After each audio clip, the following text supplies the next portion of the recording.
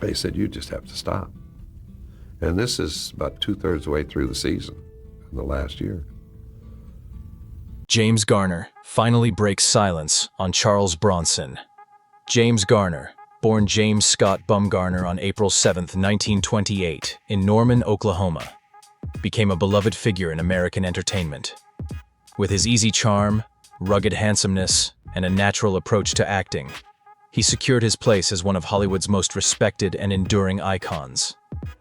Over more than 5 decades, Garner's career flourished across television, film, and voice work, leaving a lasting imprint on American pop culture. His modest upbringing, tireless work ethic, and genuine performances endeared him to audiences around the world. Growing up, Garner faced significant hardships. His mother passed away when he was young, and he suffered under the care of an abusive stepmother, prompting him to leave home early. He eventually dropped out of high school and joined the Merchant Marine towards the end of World War II. Later, he enlisted in the U.S. Army during the Korean War, where he demonstrated real-life courage and resilience, earning 2 Purple Hearts.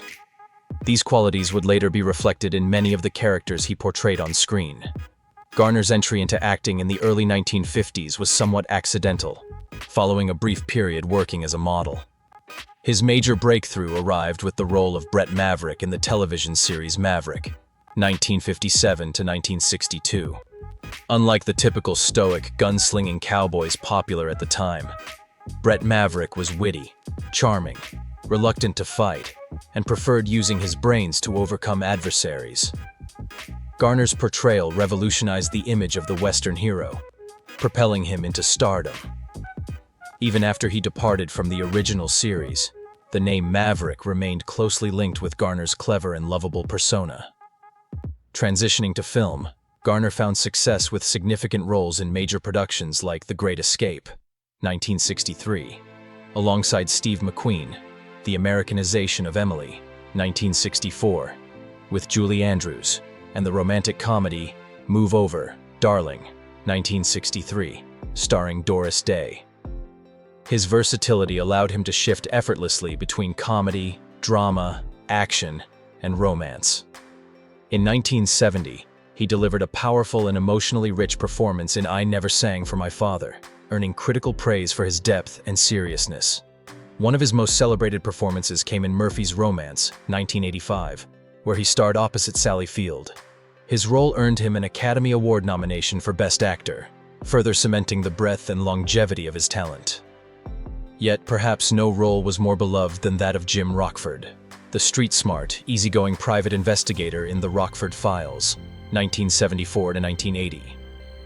This series left an indelible mark on television history, blending action, comedy, and drama in an unprecedented way. Garner's natural charisma and portrayal of Rockford as a flawed but endearing everyman resonated deeply with audiences, earning him numerous accolades, including a Primetime Emmy Award for Outstanding Lead Actor in a drama series in 1977. Throughout his professional journey, Garner was noted for his integrity and professionalism.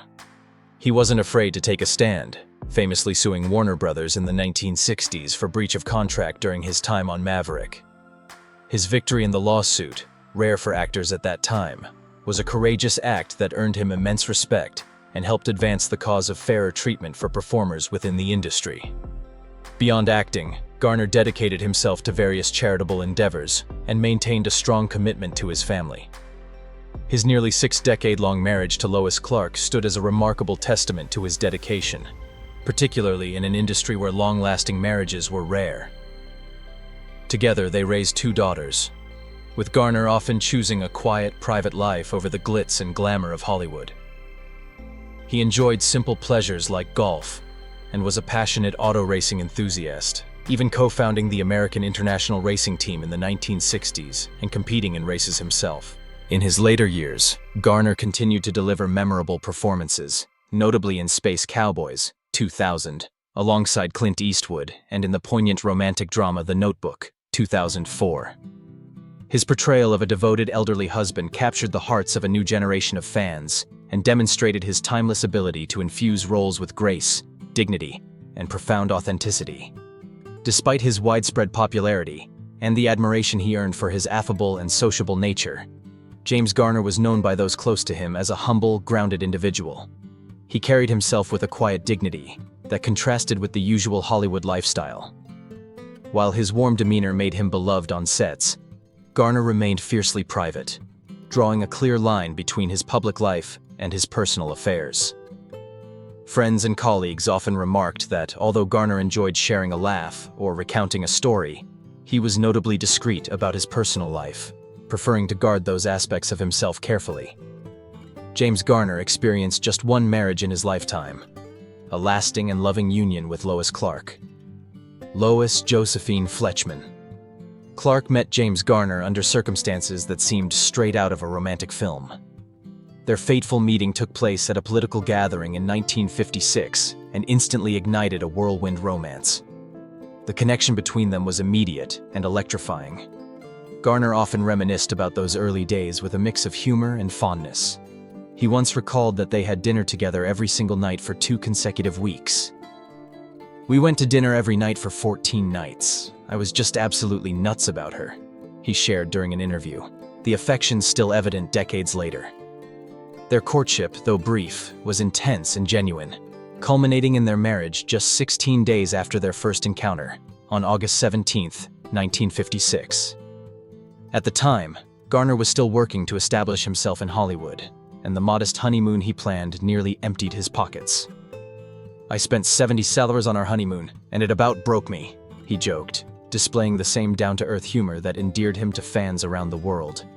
Yet, despite the brevity of their courtship and the modesty of their beginnings, their union would endure for nearly 60 years, a rare and inspiring testament to lasting love. Garner often compared marriage to military life, an analogy no doubt shaped by his own experiences in the armed forces. "Marriage is like the army," he once remarked. "Everyone complains, but you'd be surprised at the large number of people who re-enlist." This humorous yet insightful comment captured his philosophy on commitment, a recognition that love, while occasionally challenging, was ultimately worth every trial because of the enduring companionship it offered.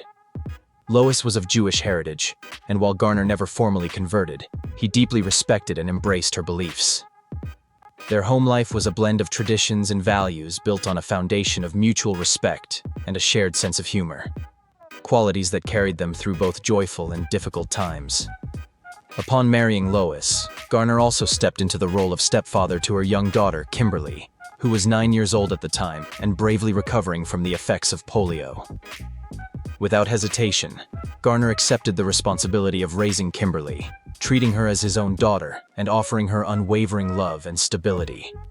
A few years later, James and Lois welcomed a daughter of their own, Greta Gigi Garner, born on January 4, 1958. Gigi would go on to carve her own path as a singer, writer, and animal rights advocate, often speaking warmly of the close and supportive bond she shared with her father.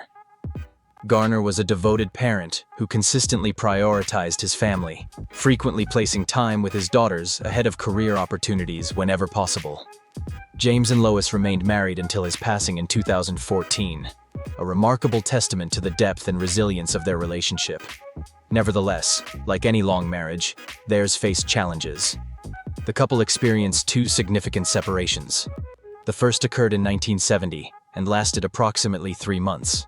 The second, more substantial, took place in 1979 during the peak of Garner's career and extended over nearly 2 years. During this period, James lived separately, dividing his time between Canada and a rented home in the San Fernando Valley. Despite these separations, they never pursued divorce. Their bond remained strong and ultimately unbreakable. In September 1981, James and Lois reconciled, renewing their commitment to one another and staying together for the rest of Garner's life. In later interviews, Garner candidly explained the reasons behind their time apart, emphasizing that it was not due to personal or marital strife, but rather the overwhelming pressures of his career.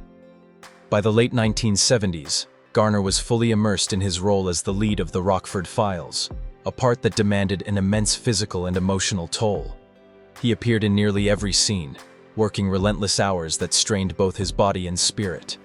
Additionally, he suffered from chronic pain caused by severe arthritis in his knees and ongoing back and neck problems, injuries that stemmed in part from stunt work earlier in his career. The physical burden, combined with studio pressures, eventually became too much to bear. When Garner stepped away from the Rockford Files in 1979, it was not a rejection of his family, but a necessary step for his own recovery. "I just needed to be alone for a while," he later explained, underscoring that his departure was a matter of survival, not estrangement. During this hiatus, he focused on healing, mentally, physically, and emotionally, before eventually returning not only to his career but, more importantly, to the woman he loved. Their reconciliation in 1981 marked a new, more balanced chapter in Garner's life. He continued acting but made a conscious effort to prioritize his family and personal health. Through all the ups and downs, James Garner's marriage to Lois remained rooted in a profound friendship, mutual respect, and a love that survived the many tests of time. Their story, though not as widely known as Garner's Hollywood triumphs, remains one of the most touching aspects of his legacy. A reminder that even amidst fame and fortune, it was love, family, and integrity that mattered most. In addition to his famed roles in Maverick and the Rockford Files, James Garner was known for his reserved and composed nature off-screen. However, in a rare and candid reflection, Garner eventually opened up about his relationship with fellow Hollywood icon Charles Bronson. Both men, legends in their own right, had worked together on a film, and for the first time, Garner broke his silence about their dynamic. The year 1963 saw the release of The Great Escape, and ever since, the relationship, or notable lack thereof, between James Garner and Charles Bronson has sparked endless curiosity. For years, whispers and rumors circulated, painting a mixed picture of tension and disconnect between the two Hollywood legends. Some reports suggested outright hostility on set, while others insisted it was simply a matter of two personalities that never quite meshed. In his memoir, The Garner Files, James Garner briefly alluded to his experience working with Bronson, but his words remained cryptic, leaving much to the imagination. Now, however, in a newly revealed interview, Garner opens up with his most detailed and personal account yet, shedding light on the nuanced and complicated dynamic they shared. Garner first encountered Charles Bronson during the production of The Great Escape. At the time, both actors were establishing themselves in the industry, though Garner was already beginning to achieve widespread recognition thanks to his success on television and in film. Bronson, by contrast, was still striving toward the leading man status he would eventually claim. Despite their differing career stages, both actors were cast as resilient Allied prisoners of war, a bond that was clear on screen. Behind the cameras, however, the reality was far less harmonious. According to Garner, while Bronson conducted himself professionally, he was reserved and stoic, almost the polar opposite of Garner's outgoing and genial nature. This stark difference created an underlying tension. Garner admitted he often felt a disconnect from Bronson, noting that Bronson rarely engaged in casual conversation. His serious demeanor contrasted sharply with Garner's light-hearted attitude and easy humor, setting the stage for a relationship that was respectful but strained. Both men eventually became iconic representations of Hollywood's tough guy archetype, but they each brought a distinct flavor to their portrayals. James Garner, famed for his work in Maverick and the Rockford Files, portrayed characters that blended toughness with humor and charm. His roles were known for wit, resourcefulness, and a certain vulnerability that endeared him to audiences. Garner believed that allowing characters to show emotion and humor in the face of hardship made them more relatable and human. On the other hand, Charles Bronson was the very embodiment of silent resilience. Best known for hard-hitting films like Death Wish and The Mechanic, Bronson's characters were typically men of action rather than words, with a grim determination and a gritty, almost impenetrable exterior. Although Garner respected Bronson's dedication and undeniable skill, he also felt that Bronson's unyielding toughness often made him seem distant, both professionally and personally. This difference in approach only deepened the rift between them. Garner admitted that he struggled to relate to Bronson's somber personality, finding his seriousness a difficult barrier to overcome. Yet despite their contrasting styles, Garner acknowledged a mutual respect between them.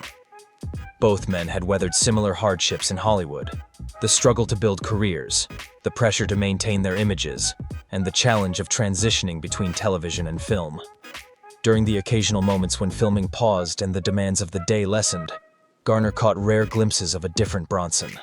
He recalled a handful of moments where the two would quietly swap stories about their early struggles in the industry, These fleeting interactions revealed that, beneath Bronson's steely facade, there was a dry wit and sharp sense of humor, a side of him few ever saw.